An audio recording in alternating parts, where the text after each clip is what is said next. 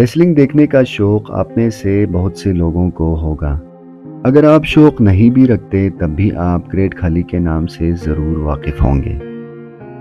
Great खाली, जिनका असल नाम दिलीप सिंह राणा है, जिसका ताल्लुक इंडिया से है, खाली रेसलिंग की दुनिया में अपने कद-काठ और बेहद भारी जिसामत की वजह से मशहूर हैं। ग्रेट खाली WWE की दुनिया में एक बड़ा नाम बन चुके हैं, लेकिन बहुत कम लोग ग्रेट खाली की असल कहानी को जानते हैं।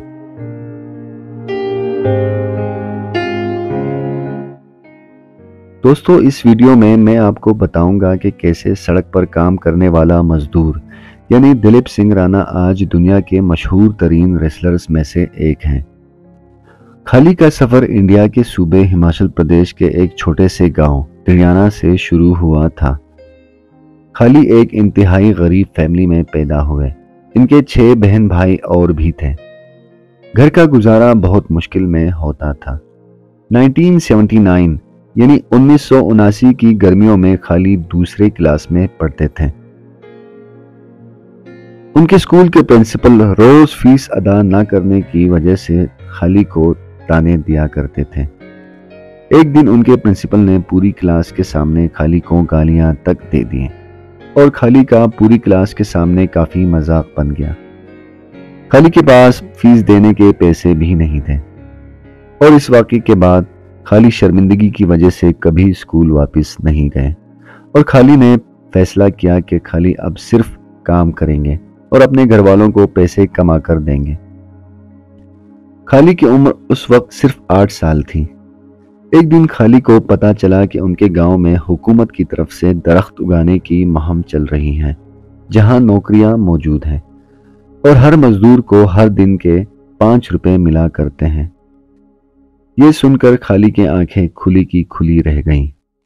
स्कूल की 2.5 रुपए की फीस खाली के पास नहीं होती थी और यहाँ रोजाना 5 रुपए बहुत बड़ी बात थी।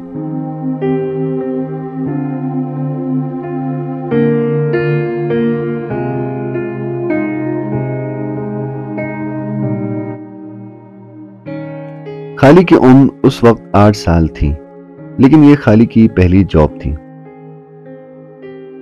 इसके बाद भी खाली ने कई जॉब्स किए। ये सड़क बनाने का काम भी किया करते थे और इसके अलावा ये एक बिजनेसमैन के बॉडीगार्ड भी रह चुके हैं, जहां खाली को हर महीने 1500 रुपए मिला करते थे।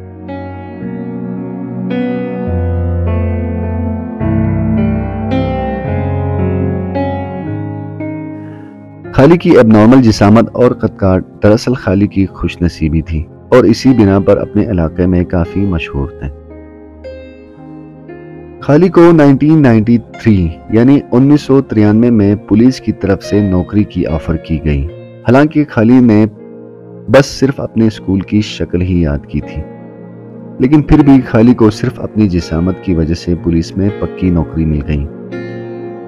पुलिस में नौकरी के साथ साथ खाली ने बॉडी बिल्डिंग भी शुरू कर दी और मुख्तलिफ मुकाबलों में हिस्सा लेने लगे। खाली ने रेसलिंग पहली बार 1998 यानी 1998 में देखी। इस वक्त WWE को WWF कहते थे।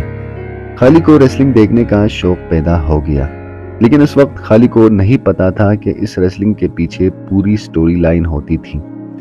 खाली को लगता था कि ये बिल्कुल रियल है और खाली के दिल में WWF या आज की WWE में जाने का शौक पैदा हो गया।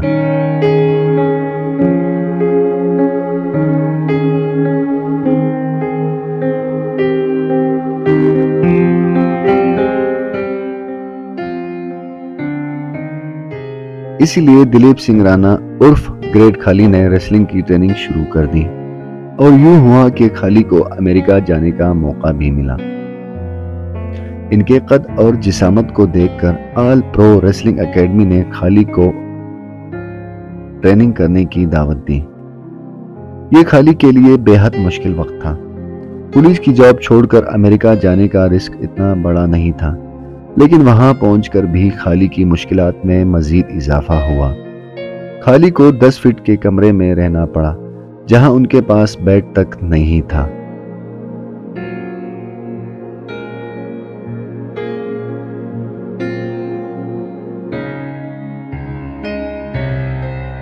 لیکن سب سے بڑا مسئلہ لینگویج کا تھا۔ خالی کو انگلش میں ABC کا بھی پتہ نہیں تھا اور وہاں لوگوں سے بات کرنا انتہائی مشکل تھا۔ لیکن تمام مشکلات کو سہنے کا صلہ خالی کو بہت جلدی مل گیا اور اکتوبر 2000 میں ان کا ریسلنگ کریئر شروع ہوا، جب آل پرو ریسلنگ نامی اسی کمپنی میں خالی نے جائنٹ سین کے نام سے اپنا پہلا میچ لڑا۔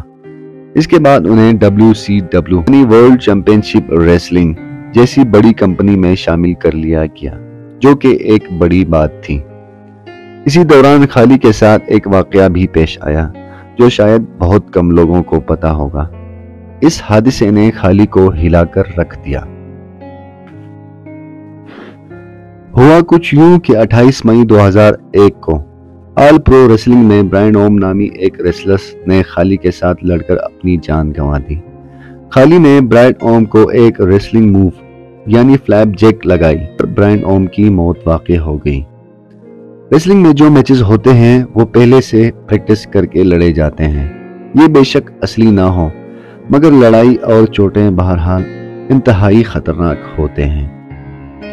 برائن اوم کے مرتے ہی سارا الزام خالی پر آ گیا اور خالی کے ساتھ ریسلنگ کو خطرناک قرار دیا گیا۔ دوسرے ریسلرز نے خالی کے ساتھ کام کرنے سے انکار کر دیا اور خالی کی زندگی تبدیل ہو گئی۔ خالی کو لوگ قاتل کہنا شروع ہو گئے، حالانکہ یہ صرف ایک حادثہ تھا، لیکن اس موقع پر خالی کو میکسیکو اور جاپان میں ریسلنگ کرنے کا موقع ملتا رہا۔ بعد میں پتا چلا کہ برائن اوم ریسلنگ کے لیے فٹ ہی نہیں تھا اور ان کے ڈاکٹرز نے انہیں ریسلنگ کرنے سے روکا تھا۔ آل پرو ریسلرز نے برائن اوم کو ریسلنگ کے لیے پریشرائز کیا اور اس کی پروٹیکشن کا خاص خیال نہیں رکھا گیا۔ برائن اوم کی فیملی نے آل پرو ریسلرز کے خلاف کیس بھی کیا، جس سے انہیں $1.3 ملین بھی ملے۔ اس کے ساتھ ساتھ خالی کے سر سے ایک بہت بڑا بوجھ اتر گیا اور اس کے بعد خالی کو دنیا کی سب سے بڑی ریسلنگ کمپنی WWE نے سائن کر لیا۔ WWE کے مالک ونس مکمہن نے خالی کو ایک مووی دی لانگسٹ شاٹ میں دیکھا۔